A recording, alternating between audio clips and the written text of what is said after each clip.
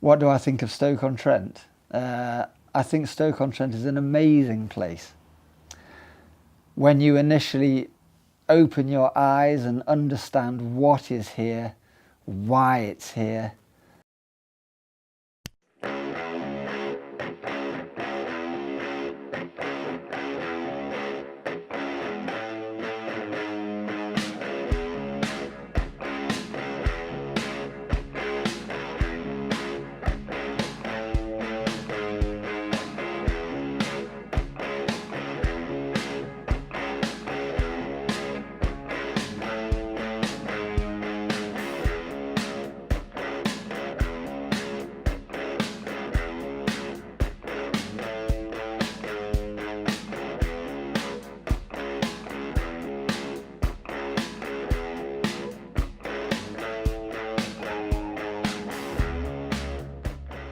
Now the paintings evolved from the photographs and the paintings have evolved from people's stories and wanting to tell lots of stories.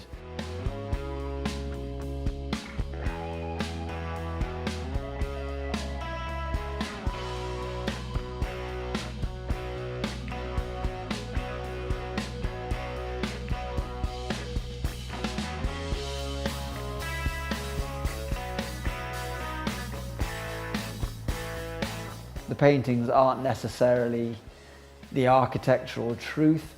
Sometimes you can look into a painting and see the place that inspired it, but really it's about interpreting the visual language of Stoke-on-Trent. That means to me references to iconic things like bottle kilns, chimneys, terraced house architecture, the backs, cobbles, everything that of interest that constituted the old industrial city.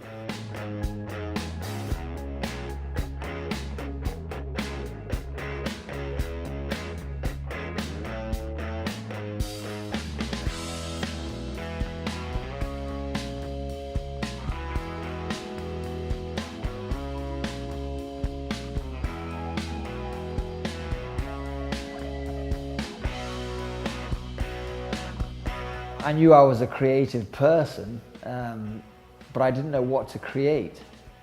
And being in Stoke-on-Trent, in this landscape that I didn't understand at first, and big stories always start with the simplest of catalysts.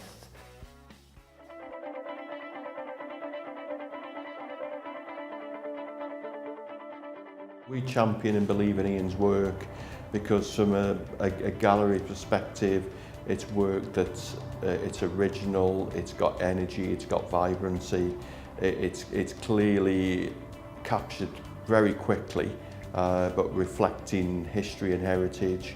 So they're very clever paintings. There's much more to them than what first meets the eye. It's good work. One of the questions we're often asked is Ian and his connection to Stoke-on-Trent. I think it goes back through many generations of working in the mines and the industries, the pottery industry, and Ian captures that, and he captures it in a way that's authentic and gritty and isn't a sort of nostalgic view of how Stoke-on-Trent was. It's very much a real, genuine, gritty, hard-working, pretty dirty view of how Stoke was, and I think people see through that and relate to it, and that's why we champion Ian in his work.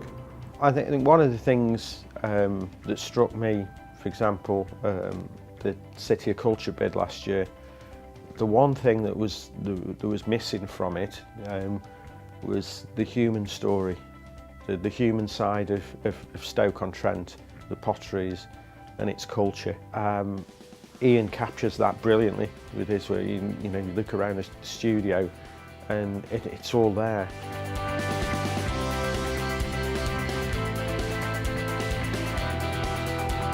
The first thing I would say to anybody who owns my paintings are thanks for participating. You're only participating in the story. I suppose imparting money for a piece of something that I've created is the ultimate validation, but it's enough just to hear what you think. Two of the pieces I've got are in my study, which is quite a dark room anyway, and they just bring it to life. One of the miners sits well on the back wall, which again I can relate to with it being an industrial setting. And the other one with the three lads on the wall just relates to myself being brought up in a northern town, if you like. Growing up with my brother and generally messing around, to be honest. Ian, I've only had brief discussions with Ian. Like I said, I'd love to sit down with him and David to have a good pint and a chat and find out where his inspirations lie and find out what drives him and what his motivation is and find out where he gets his ideas from. So I think that's a date in the diary that needs to be set. And so it's important being in Stoke-on-Trent. It's a very significant story because this is where my parents come from. I spent the first 16 years of my life in Africa, and I always knew about this place because I came here every 3 years. And a lot of the experiences in my paintings relate entirely to what I first thought of this town and how I'm making the connection right now. The old city's still here, as I've said before. It might be getting some kind of facelift for the future.